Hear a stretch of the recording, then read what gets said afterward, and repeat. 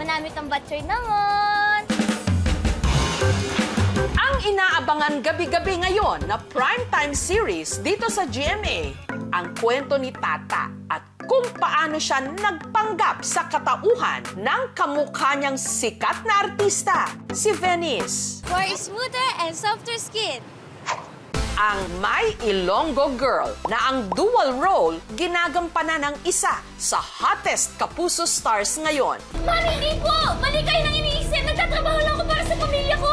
Nagtatrabaho ka? Hindi ko hayaan na gawin mo lahat sa akin! Ang binansagang star of the new gen, si Jillian Ward. At tulad sa kanyang drama, si Jillian, nagkalat na rin daw ngayon ang mga ka-doppelganger niya. Mas guwapa ako sa'yo. Ay, mas guwapa ako sa iyo, Mula sa hilatsa ng mukha, kurbada at kilos.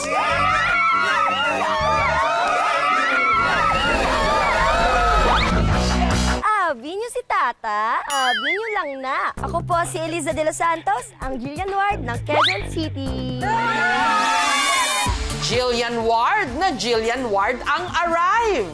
Meet Eliza, ang Jillian Ward ng Fairview QC. Jillian po talaga. Nakita ko rin po siya in person before. Yun po, kamukhang-kamukha niya po talaga. Ang way po ng pagngiti niya, same din po sila ng ngiti ni Jillian Ward. Marami pong tao na nagsasabi na, mukha mo si Jillian Ward. Minsan po pinagkakamalan po nila ako. Ikaw ba si Jillian Ward? Pinaprank po ba kami? Naaral ko po yung galaw niya, yung pananalita niya. Manood po ako ng mga videos niya. Sumasayaw, uma-acting. Nong! Kaon na kamutirip! Manamit ang batchoy naman! Nong! Kaon na po! Kakain ka ba o hindi? Power daw ka. Kedyo ah. Ano ba yan? Sabi ko ba sa salawit, ganda mo no? Swerte ka din talaga may kamukhang artista eh. Tapos yung kamukha mo po, sikat na sikat pa. Grabe! Guwapa! Hanggang si Eliza, ginamit na ring talent sa My Ilonggo Girl. Nakasama ko na po si Jillian Ward sa mga event, mga content. Nag-TikTok po kami. Bumisita po kami sa set ng My Ilonggo Girl po. Sobrang bait niya. Smoother and softer skin. Kat! Ano ba yan? Sugar ng kapatid mo, tigas ng dila. At iba rin talaga magbiro ang tadhana. Gagawa tayo ng paraan. Dahil kung ang papel ni Jillian sa My Ilonggo Girl na si Tata may sakit ang ina, gayon din ang Mami Rosalia ni Eliza. Mama ko din po kasi tinamaan din cervical cancer po, stage 4. Ang malungkot na balita, pumanaw na ito noon lamang nakaraang taon. August 28 po siya kinuha sa amin. Ang pagsisisihan ko lang po is yung di ko po siya nababantayan sa ospital. Noong time na yun. Kasi po hindi po kaya ng loob ko na makita po siya nahihirapan. Pangarap ko lahat, natutupad ko na, kaso nga lang wala ka na. Pero alam ko, proud na proud ka. Ayun, Ma. Mahal na mahal kita.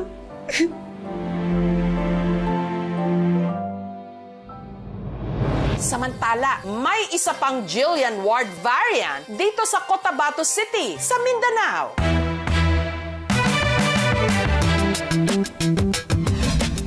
Jillian Ward?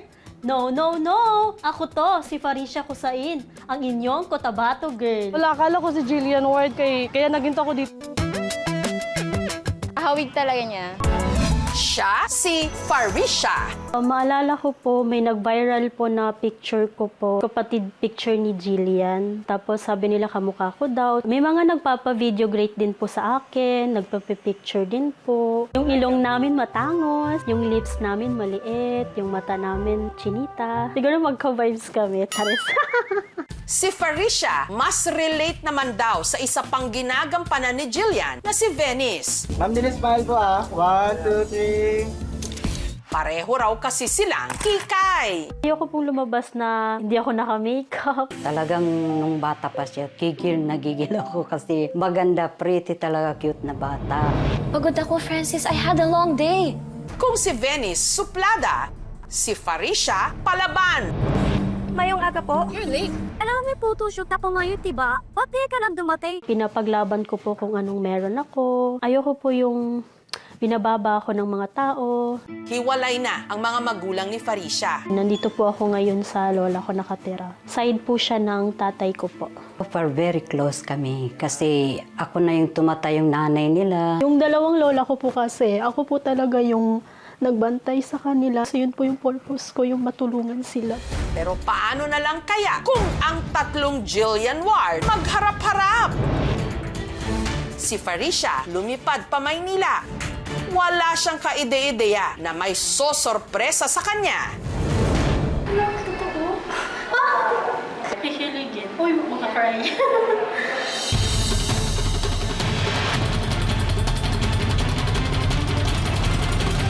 Hello! Isa po. Okay lang. Ang ganda mo po. Hi. Ikaw rin. Kamusta po? Kamusta po biyahe mo po dito? Pero teka, parang may iba. Po, may pagtatapat ako. Hindi po ako si Jillian. Yes. Pero kamukha mo siya. Thank you. Noong una ko siya nakita, parang si Jillian talaga. Pero nung nagsalita siya, hindi siya si Jillian. So, hindi ka talaga ma-proud. Di, ang ganda niya po. Ikaw rin. Umakata sa labi, no? Ay, Char. Ang dalawa, kumasa rin sa acting challenge. Sa pagkakataong ito, nagpalit persona sila. Si Faricia ngayon si Tata, habang si Eliza naman ang gumanap na Venice. Hindi naman po sa ganun. Naghahanap lang po sila ng hahaligi sa amin. Hahalili sa akin? From what I heard, mga agaw ka! Habang nagpapasiklaban ang dalawa sa pag-arte, may isa pang umagaw ng eksena. Gusto mong agawin lahat sa akin!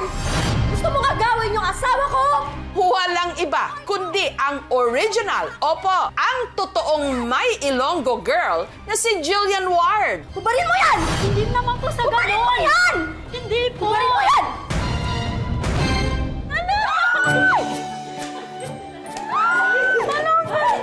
Hello! Welcome ulit. Hello. Hello, nice to meet you. Hello. Kasama ang love interest ni Tata at Venice na si Michael Sager. So sabi naman ni Michael ngayon, may challenge kami para sa inyo. So ang challenge namin ay, sino mas magaling magpakilig?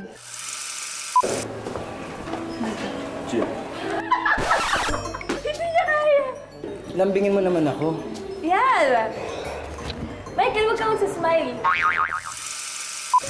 Ang ganda mo naman. Ano ba ako dito? Sinabi ako maganda. Thank you so much.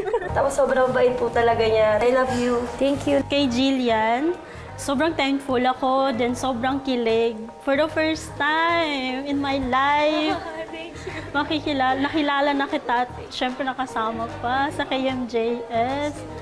Oh my gosh. Kay Ate Faricia, nakikita kita sa Facebook feed ko. May mga nagtatag sa akin since mga 14 years old ako. So I'm happy that I met you and I wish you all the best. Mag-ingat ka po parate and sana more meetings pa soon. Kay Elisa, thank you kasi nakikita ko yung mga TikTok siya. Sobra talaga yung effort niya.